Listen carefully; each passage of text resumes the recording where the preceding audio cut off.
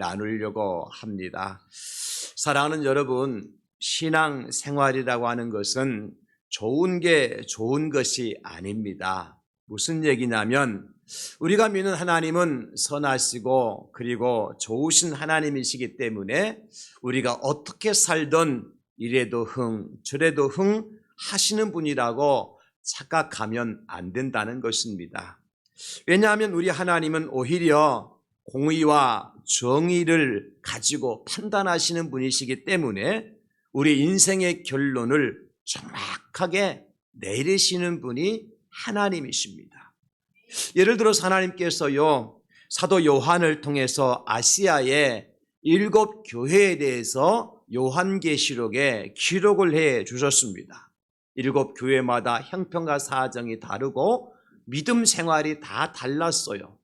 근데 어떤 교회를 향하여서는 하나님께서 참 잘했다고 칭찬을 하셨지만 어떤 교회에 대해서는 내 입에서 너를 토하여 내리라, 그렇게 책망하시는 것을 볼 수가 있습니다. 교회뿐 아니죠.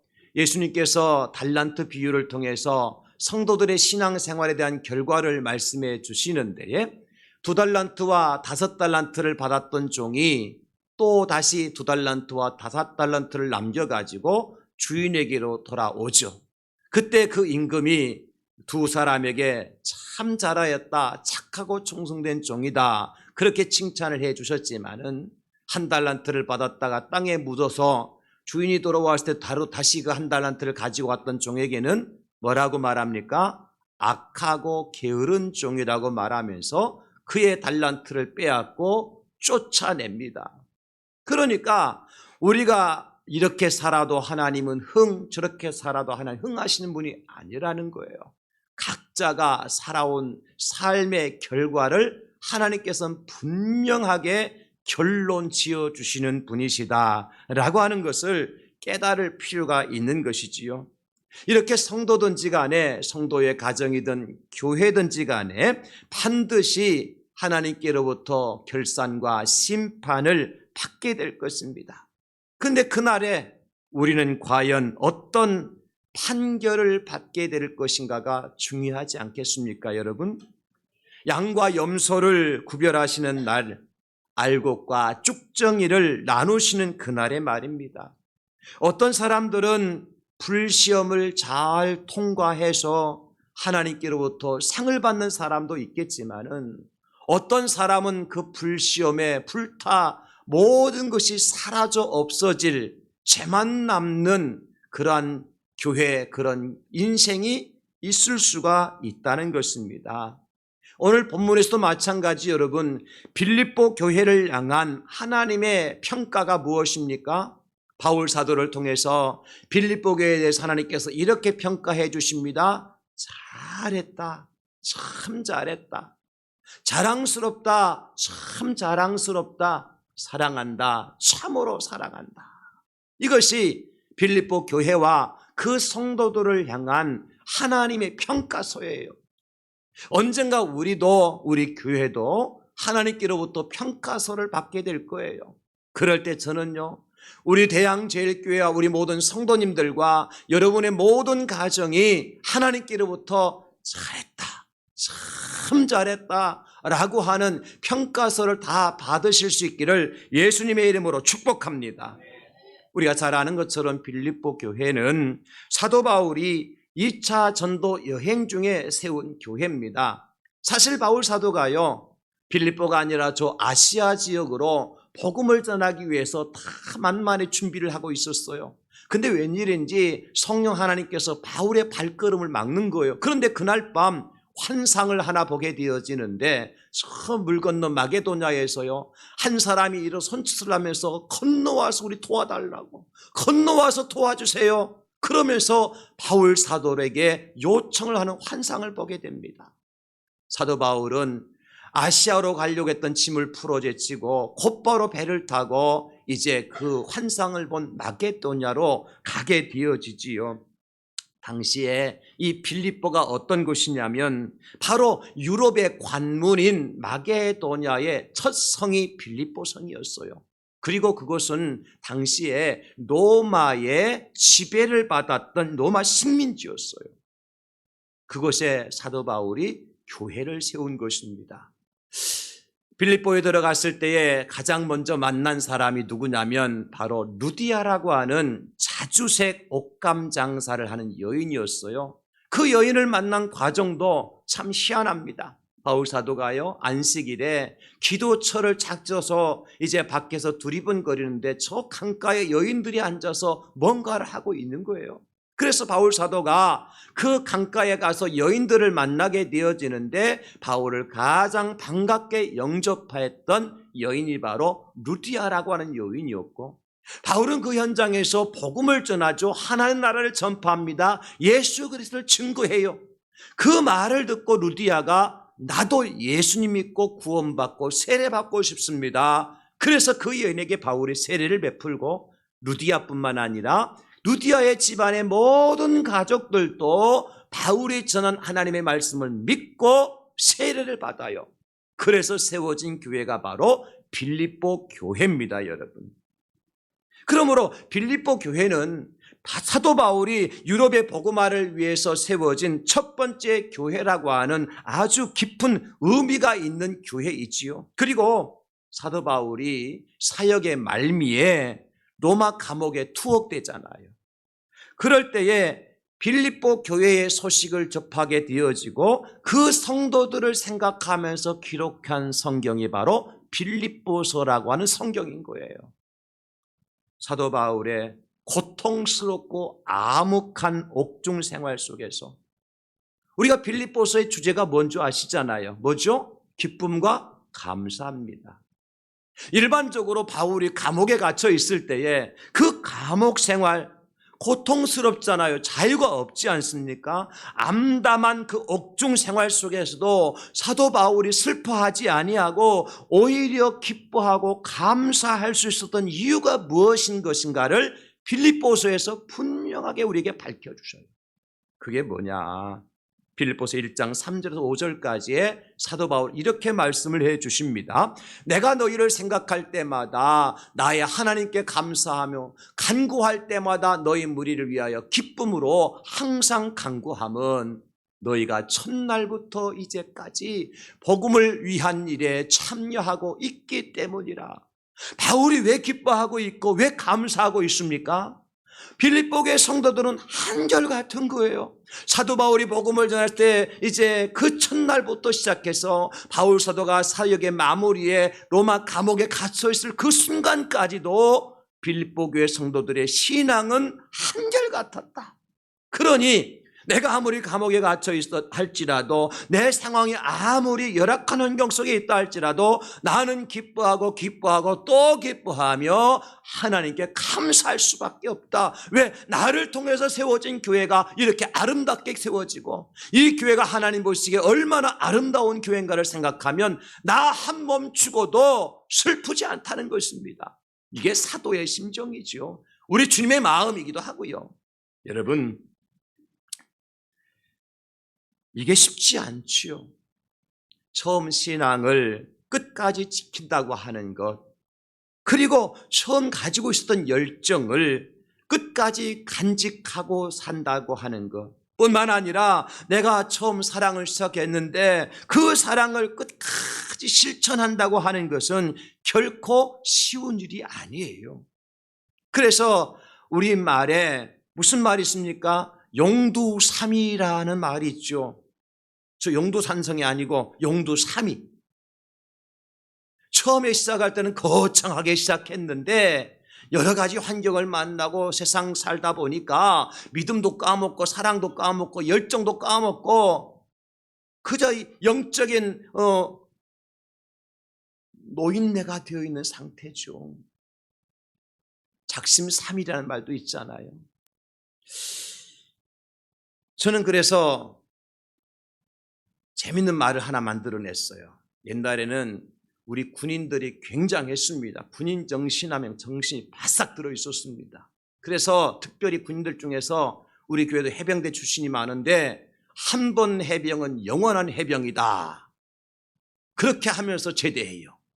그래서 제가 요즘에 우리 해병대 출신 군인들을 가만히 보고 말을 한번 만들어냈어요. 뭐냐니까 한 번 해병은 단 한 번만 해병이다. 우리 해병대 출신 군인들 죄송합니다. 우리 집사님 장로님들 여러분들 위해서 말씀드리는 게 아니고 요즘 제대하는 군인들 얘기하는 거 여러분들은 차원이 다르죠. 그냥 해병대 있을 때만 해병대고 제대하는 날부터는 이제는 해병대의 정신을 다 까먹고 나와요. 군인 정신이 없어요. 우리 그리스도인들에게 이것을 한번 적용해 보자는 것입니다. 우리는 한 번 예수님 믿고 구원받은 백성이면 영원한 구원받은 생명의 십자가의 군병입니까? 그래야 되는데 처음에 열정, 첫사랑을 다 잃어버리고 살아요. 내가 처음 예수 믿을 때는 불 속에라도 들어가겠노라고 세상 끝날까지 내가 십자가 붙들고 나가겠노라고 머리에 빨간 띠가 안 둘려서 다행이지 그렇게 다짐하고 출발하잖아요. 근데 조금만 시험에 들어도 차가운 바람만 불어도 휙휙 쓰러지는 것이 오늘날 그리스도인들의 모습이라는 거예요. 그런데 빌립보 교회는 그렇지 않았다는 겁니다. 얼마나 감사한 거예요. 그렇다면 여러분 오늘 바울이 빌립보 교회와 성도들을 향해서 참 잘했다고 칭찬하고 자랑하는 그 이유가 뭐냐? 우리 교회가 여러분들이 우리 하나님께로부터 참 잘했다라고 하는 칭찬을 받고 우리 교회가 참 잘하는 교회라고 하는 칭찬을 받기 위해서 꼭 두 가지가 필요한 것 같아요. 첫째는 빌립보 교회는 사도 바울의 괴로움에 동참하였습니다. 14절 말씀에 그러나 너희가 내 괴로움에 함께 참여하였으니 잘하였도다 그렇게 말씀해 주고 있습니다. 지금 사도 바울이 처한 환경은 어떤 상황입니까? 우리가 읽지 않았지만 11절에 보니까 궁핍함에 처해 있었다 그랬습니다. 12절에 보니까 비천함과 배고픔을 이겨내고 견디고 있다고 말하고 있어요. 어떻게 그 어려움을 견디고 있느냐? 13절에 보니까 내게 능력 주시는 자 안에서 내가 모든 것을 할 수 있느니라 그러니까 내게 능력 주시는 주님 안에서 예수님 안에서 하나님 안에서 내가 참고 견디고 인내하고 승리하고 있다. 그런 말씀인 거지요. 하나님께서 바울과 함께 하시면서 힘 주셨습니다. 하나님께서 바울에게 능력을 주심으로 말미암아 이겨낼 수가 있었습니다. 그러나 사도 바울이 이 모든 것을 버텨내는 데는 또 누가 함께 하였느냐? 오늘 말씀에 보니까 빌립보 교회와 성도들이 함께 했다는 거예요. 사랑하는 성도 여러분, 저와 여러분들은 하나님의 은혜로 삽니다. 누가 뭐래도 우리가 어려운 일을 만났을 때에 혼자의 힘으로 헤쳐나기 힘든 상황에 직면했을 때에 하나님의 은혜가 없이는 하나님께 도와주시지 않으면 살아낼 엄두를 내지 못하는 것이 사실 우리 모습입니다. 우리가 다 하나님의 은혜로 살아요. 하나님 도와주시기 때문에 이 자리에 있는 거예요. 그러나 여러분, 하나님이 우리를 도와주시고 하나님 우리에게 능력을 주시고 하나님 우리를 사랑해 주시기 때문에 그 모든 것으로 살아가지만 그것만으로 우리가 이 땅에서 모든 것을 만족할 수 있을까요? 사람의 도움은 필요가 없을까요? 그렇지 않습니다. 왜냐하면 하나님께서요 우리를 도와주시는데 하나님 당신의 능력의 손으로 직접 역사하실 수도 있지만 누굴 통해서 일하셔요? 사람을 통해서 일하시는 거예요. 교회를 통해서 일하시는 거예요. 그 우리는 사람의 도움이 필요하고 교회의 사랑이 필요한 것입니다. 하나님이 다 하실 것 같으면 교회 나오실 필요도 없고 사람도 필요 없지요. 그렇지 않습니까 여러분? 그 말씀을 하고 있는 거예요 지금 사도 바울이. 빌립보 교회 성도들이 빌립보 교회가 내가 지금 하나님의 능력 가운데 살지만 너희들을 통해서 하나님께 은혜 주시고 너희들을 통해서 위로해 주시고 너희들의 도움 때문에 내가 기뻐하고 감사한다. 특별히 오늘 보면 14절에 너희가 내 괴로움에 함께 참여하였으니 여기 함께 참여했다고 하는 헬라어 쉰 코이네오라고 하는 이 헬라어는 무슨 뜻인가 하니까 여러분 쉼이라는 것은 함께라고 위드라고 하는 영어 같은 단어고 코이네오 코이노이아 얘기 들어보셨죠? 코이노니아가 뭐예요? 교제한다는 뜻이잖아요. 늘 함께 교통하고 교제하고 삶을 나누는 관계가 빌립보 교회와 사도 바울의 관계였다는 것. 거리는 떨어져 있었지만 바울은 감옥에 갇혀 있고 빌립보 교회 성도들은 따로 있었지만은 그러나 그 거리에 관계없이 상황에 상관없이 빌립보 교회 성도들하고 사도 바울과의 교제는 늘 함께 연결되어 있었다는 것입니다. 여러분, 일반적으로 사람들은요, 세상 말로 잘 나갈 때는 어떡합니까? 사람이 붙어요. 그런데 어려움을 당하고 그리고 힘든 일을 만나게 되어지면 사람은 어떡합니까? 하나 둘 떠나가는 것이 인지상정입니다. 그러나 예수 믿는 사람들은 그러면 안 된다는 겁니다. 교회는 그렇게 하면 안 된다는 것입니다. 여러분, 친구도 그렇고 심지어 가족, 친지, 일가는 어떻습니까? 친구기 때문에 영원한 친구입니까? 가족이니까 영원한 가족입니까? 여러분, 심지어 친구는 그만두고 가족에도 부모 자식 간에도 형제지간에도요, 잘할 때 잘 나갈 때는 옆에 사람이 붙어 있지만은 망하고 나보세요. 누가 와서 콕백이라도 보이는지 피하여 도망가면 전화도 안 받습니다. 이게 세상이에요. 그러나 성도는 그렇게 하면 안 된다. 교회는 그렇게 하는 것이 아니다라는 것이지요. 오히려 힘들어할 때, 고통스러워할 때, 어려움을 당하고 있을 그때에 내게 다가와서 손을 잡아주고 함께 해주고 싱코이네오 할 수 있는 그러한 교회, 그런 성도가 진짜 교회, 진짜 성도, 진짜 친구라는 거예요. 빌립보 교회가 사도 바울에게서 그런 교회였다는 것입니다. 여러분, 성경에도 보니까 그런 예가 가끔 나와요. 우리가 잘 아는 룻기에 나오는 보아스라고 하는 사람 보십시오. 여러분, 룻이 누굽니까? 이방 여인이에요. 남편을 잃고 시어머니를 따라서 베들레헴으로 돌아왔던 그러한 여인이 룻이었습니다. 과부예요. 땅떼기 한 평도 없는 여인이에요. 밭에 나가서 이삭을 줍지 않으면 굶어 죽을 수밖에 없어요. 그것도 과부 시어머니를 모시고 있어요. 누가 거들떠보겠습니까? 거들떠볼 만한 환경이 아니잖아요. 그런데 보아스라는 사람, 유력한 사람이 그 룻을 자기 아내로 삼잖아요. 모든 것을 포기하고. 이게 진짜 그리스도인의 모습이라는 거예요. 그러나 반대로 다윗의 경우에 있어서 시므이라는 사람이 있었어요. 사울 집에 살아남은 한 사람이 시므이라는 게라의 아들 시므이가 있었는데, 그 시므이가 다윗이 아들 압살롬에 의해서 이제 압살롬이 반역을 일으키니까 살아달라고 저 광야에서 거지 생활하고 있을 때에 시므이가 찾아와서 어떡합니까?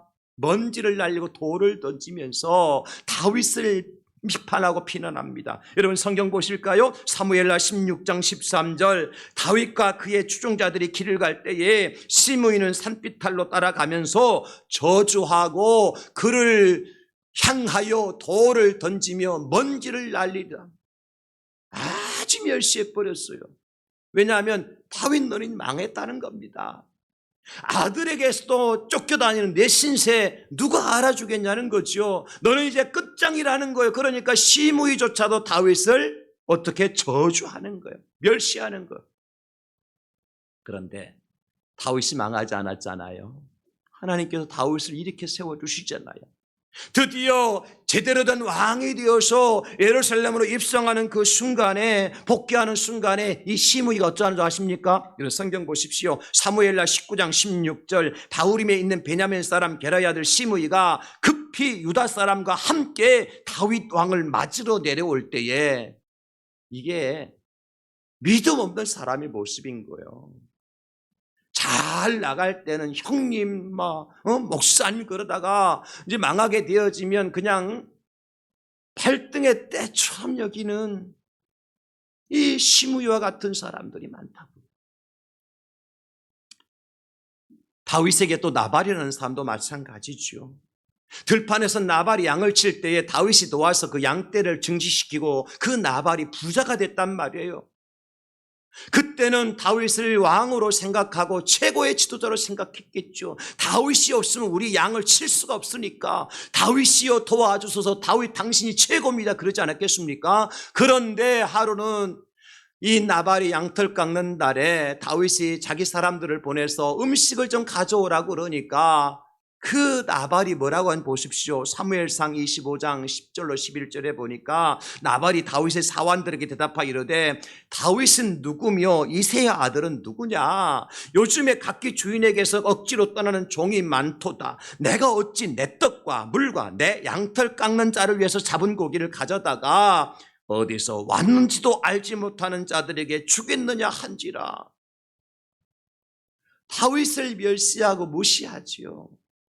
언제는 다윗 없으면 못 산다고 그랬다가 이제는 당신 때문에 못 산다고 그러죠.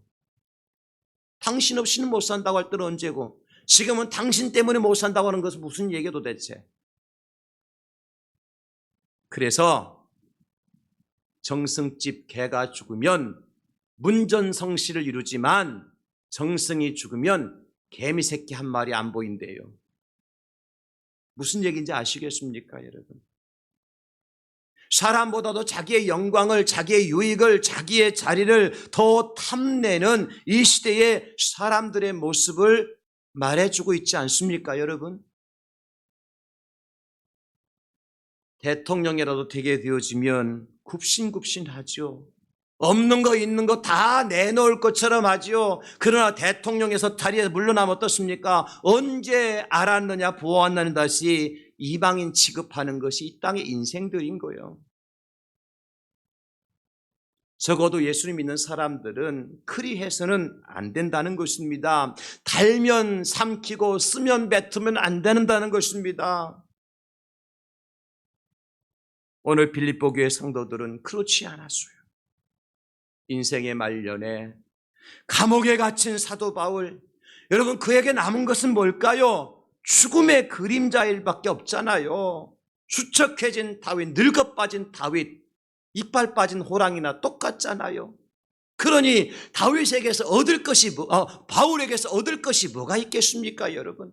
그럼에도 불구하고 빌립보 교회와 성도들은 여전히 신코이네오 다윗의 괴로움에 함께했다는 것입니다. 이게 신자요, 이게 교회요, 이게 성도인 것입니다, 여러분. 우리 형제들 가운데 잘 나갈 때는 집사님, 장로님 하면서 커피 한잔 사줄 때는 따라다니다가 이제 쫄딱 혹시라도 망하게 되어지면 내한테 돈 빌려달까 싶어서 전화 번호까지 이제 단절시키는, 그게 요즘 세상이라니까요. 하나님 우리 교회가 어떤 교회가 되기를 원하시느냐? 이사야 1장 17절에 말씀해 주면 다 같이 시작. 선행을 배우며 정의를 구하며 학대받는 자를 도와주며 고아를 위하여 신원하며 과부를 위하여 변호하라 하셨느니라. 아멘.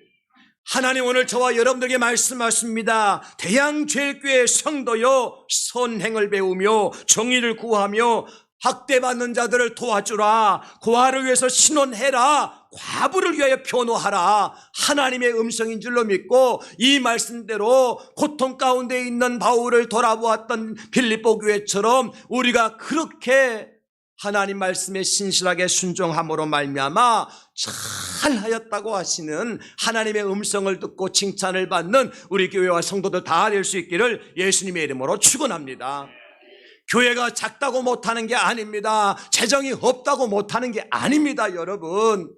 제가 어저께 우리 교회 주보를 정리하면서 우리 대양제일교회가 저 아프리카 우간다에 몇 개의 교회를 성도님들이 세웠나 이 숫자를 세어보니까요, 이제 얼마 전에 돌아가신 우리 김경애 집사님이 이제 곧 7월 달에 건축하게 될 교회까지 합쳐가지고 우간다에만 15개 교회, 저 필리핀의 와대양제일교회 1개 교회, 초등학교 우간다에 또 하나의 초등학교, 상상도 못합니다.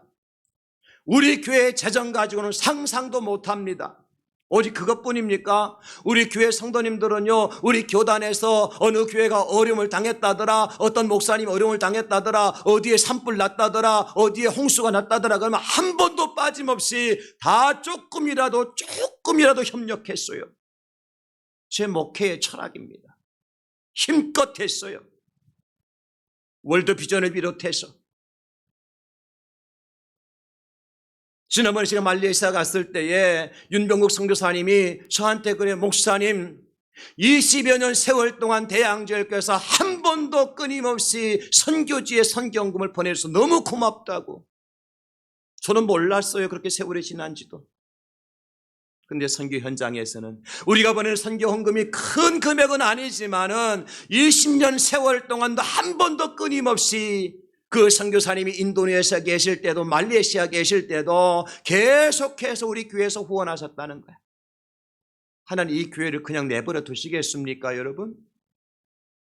우리가 이 일을 여기서 중단하지 않고 계속해서 주 앞에서는 그날까지 감당하게 될 것 같으면 하나님께 우리의 평가서를 내려주실 때 단 한 단어 주실 거예요. 굿이라고 하는 딱 도장 하나 찍어주실 거예요. 잘했다. 그 칭찬을 누가 들을까요? 장목사가 듣는 게 아니고 바로 이 자리에 앉아 계신 여러분들에게 하시는 하나님의 음성인들 믿으시기를 예수님의 이름으로 축원합니다. 두 번째, 빌립보 교회는 하나님을 또 기쁘시게 해드렸어요. 이게 잘했다고 칭찬 듣는 요건이었어요. 18절 말씀입니다. 내게는 모든 것이 있고 또 풍부한지라 에바브로 디도편에 너희가 준 것을 받음으로 내가 풍족하니 이는 받으실 만한 향기로운 제물이요 하나님을 기쁘시게 한 것이라. 아멘. 빌립보 교회가 바울 사도를 위해서 한 번도 아니고 두 번도 아니고 세 번, 네 번씩 계속해서 오늘 말씀해 보니까요, 참 기가 막힌 말씀이 나와요. 무슨 말씀인가 하니까 15절에 빌립보 사람들아 너희도 알거니와 복음의 시초에 내가 마게도냐를 떠날 때에 주고받는 내 일에 참여한 교회가 너희 외에 아무도 없었느니라. 모든 사람들이 바울을 욕하고 바울을 손가락질하고 저 사람 도와줘봤자 아무 소용없다고 그럴 때에 그럼에도 불구하고 빌립보 교회 성도들은 아니라고 하나님의 종이니까 하나님의 사역이니까 우리가 하지 않으면 누가 하겠느냐고 따라서 합시다. 우리가 안 하면 누가 하겠습니까? 내가 안 하면 누가 하겠습니까? 우리 교회가 안 하면 어느 교회가 하겠습니까? 할렐루야. 빌립보 교회가 그런 교회였어요. 그러니까 이것이 바울의 마음을 풍족하게 했을 뿐만 아니라 하나님께서 받으실 만한 향기로운 제물로 하나님을 기쁘시게 한 것이었다는 것입니다. 사실 바울은요, 물질 때문에 풍족한 것이 아니었어요. 왜냐하면 사도 바울은 얘기하잖아요. 나는 모든 것이 부족함이 없다. 나는 항상 자족하는 마음으로 살아왔다. 그런데 빌립보 교회 성도들이 얼마의 물질을 도와준 것 때문에 돈이 많이 쌓여서 풍족한 것이었을까요? 그렇지 않습니다. 바울의 마음을 따뜻하게 만들어 주었던 거지요. 빌립보 교회 성도들과 교회의 사랑과 관심이 차디찬 바울에 갇혔던 감옥의 공기를 따뜻하게 데펴준 거예요. 그리고 그 일은 단순히 바울의 마음을 풍성하게 하고 풍족하게 한 것으로 끝나지 않고 결국에는 우리 하나님께 드리는 향기로운 제물이요 하나님을 기쁘시게 해드린 것이었다. 이게 결론 아닙니까, 여러분? 저와 여러분들이 비록 하나님 앞에 나와서 하나님 앞에 헌금을 드리지만 그것 가지고 내가 보따리 싸가지고 하나님께 올라갈 수 없지 않습니까? 뭐 하는 데 써요? 선교하는 데 쓰고 구제하는 데 쓰고 교회 사역하는 데 쓰고 이 모든 일들이 다 하나님 앞에 드려지는 향기로운 제물이요 하나님을 기쁘시게 하는 예물인 줄 믿으시기를 예수님의 이름으로 축원합니다. 내가 예물을 드릴 때, 내가 봉사할 때, 헌신할 때 내가 가지고 있어야 될 기본적인 마음의 자세는 뭐냐? 내가 이 봉사는 이 봉사가 하나님 앞에 올려드리는 향기로운 제물이다. 하나님을 기쁘시게 해드리는 예물이다. 여러분 이 정신 가지고 헌신하고 봉사하고 예물 드리는 거예요. 예수님께서요 하나의 예를 들으시면서 우리에게 재밌는 스토리를, 감동적인 스토리를 우리에게 전해주셨어요. 그게 뭐냐면 예수님께서 영광 중에 이제 천사들과 함께 이 땅에 다시 오시는 그날에 양과 염소를 구별하신대요. 양은 예수님의 오른편에, 염소는 예수님의 양편에, 왼편에 세우시고 예수님께서 그때 오른편에 있는 양들에게 이런 말씀해 주셨어요. 마태복음 25장 34절로 36절에 내 아버지께 복을 받을 자들이여, 양의 편에 선 자들입니다. 하나님께로도 복 받을 자들이요 하시면서 나와서 창세로부터 너희를 위해서 예비된 하나님 나라를 상속받으라. 왜냐하면 내가 추릴 때 너희가 먹을 것을 주었고, 목마를 때 마시게 하였고, 나그네 되었을 때 영접하였고, 헐벗었을 때 옷을 입혔고, 병들었을 때 돌아보았고, 옥에 갇혔을 때 와서 보았느니라. 그들에게 그렇게 얘기해요.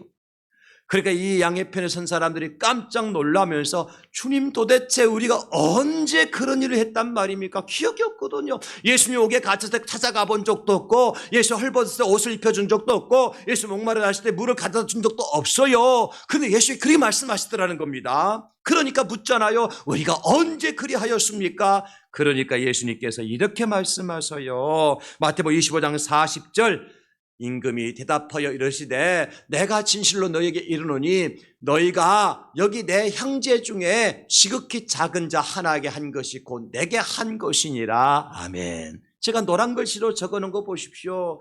너희가 누굽니까? 양의 편의 선자들 누굽니까? 예수 그리스도를 구주로 믿는 하나님의 사람들 누구입니까? 바로 이 자리에 예배하는 저와 여러분들이 너희가 된 줄 믿으시기 바랍니다. 그들이 어떻겠습니까? 내 형제 중에 예수님의 형제가 누굽니까? 믿음의 형제요, 예수 믿고 구원받은 형제요, 여러분이 바로 옆에 계고 앞뒤에 앉아 계신 분들이에요. 그분들에게 어떻겠습니까? 지극히 작은 자 하나에게. 저는 여기에 이 말씀에 방점이 있다고 봐요. 우리는 내게 뭔가 내가 좀 이렇게 잘 해주면 내게 은덕이 돌아올 수 있는, 뭔가 보답이 올 수 있는 사람에게 가서, 그러니까 뭔가 대통령이 될 만한 사람 밑에 줄을 서고, 뭐 그렇지 않은 사람에게 그냥 멸시하고, 왜? 대통령이 되구나, 나한테 비서를 시켜줘, 운전이라 시켜줘 할 거 아니에요. 그래, 거기에 줄을 서는 거요.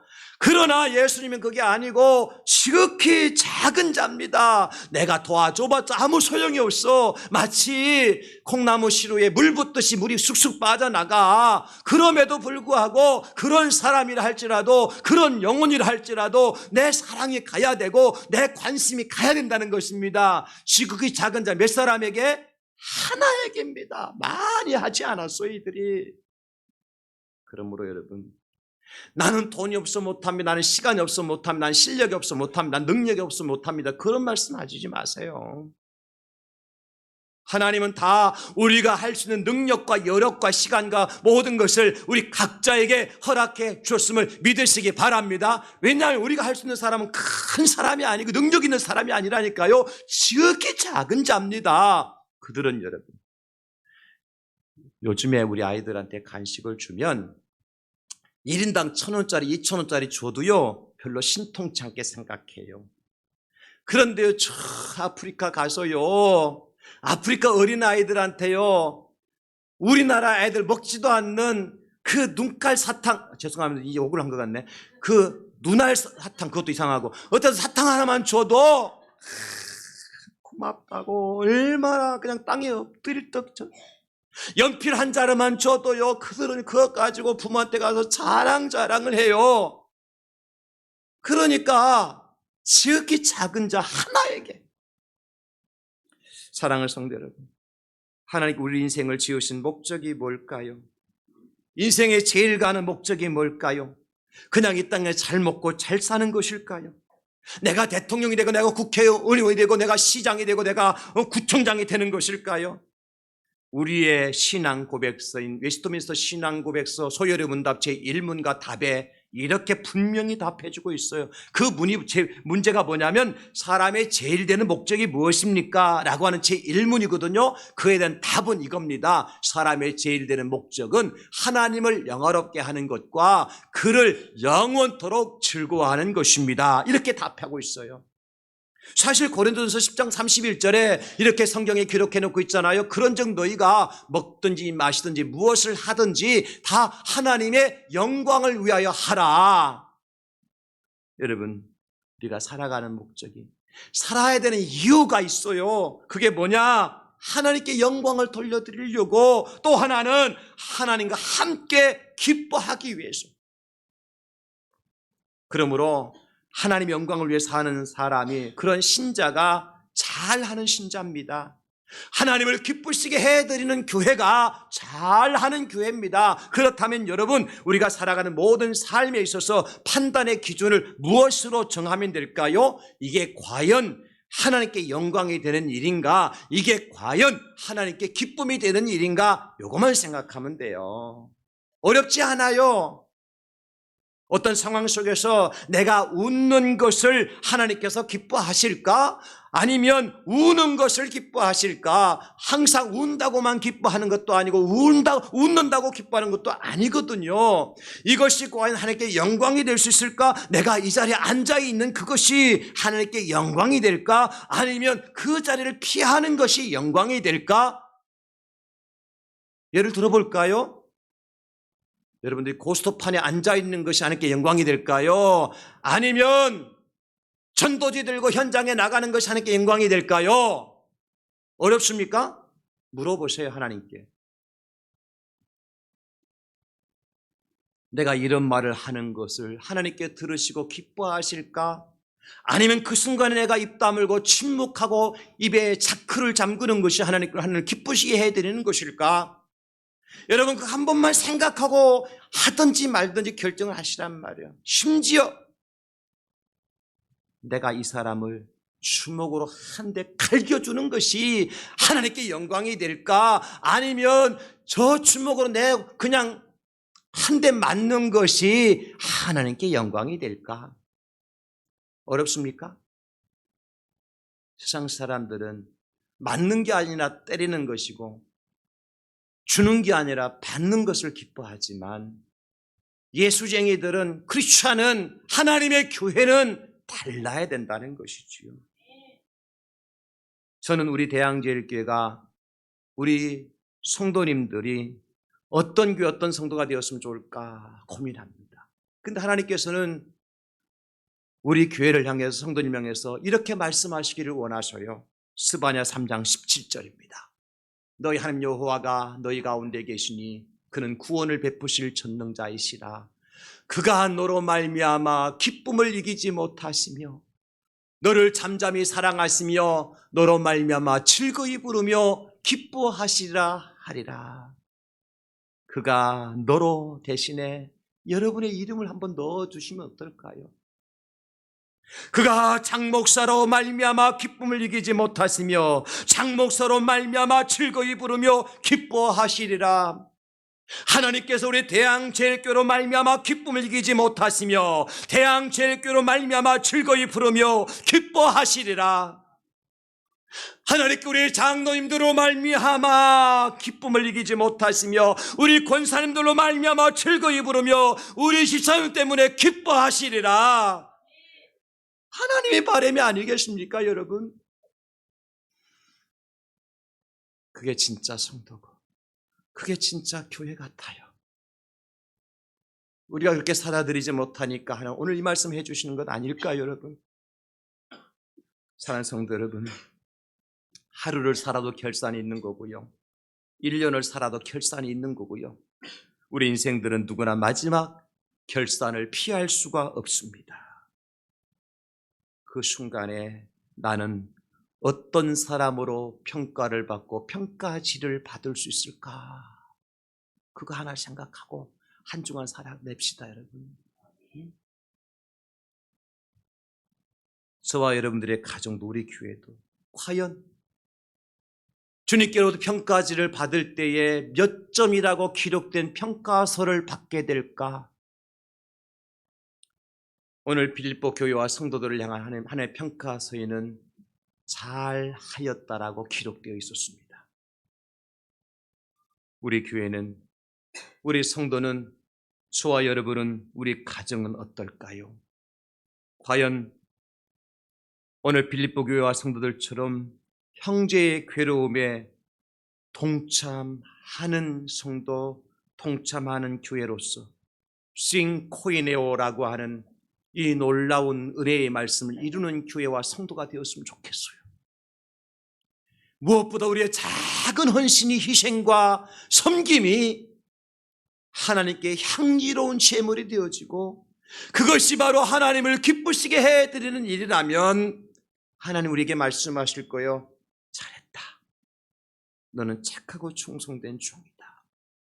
오늘 이 음성이 저와 여러분들에게 다 들려와서 주님 앞에 설 때까지 그 음성을 끝까지 붙잡고 승리의 길로 나가신 우리 성도들 다 되실 수 있기를 우리 구주 예수님의 이름으로 축원합니다.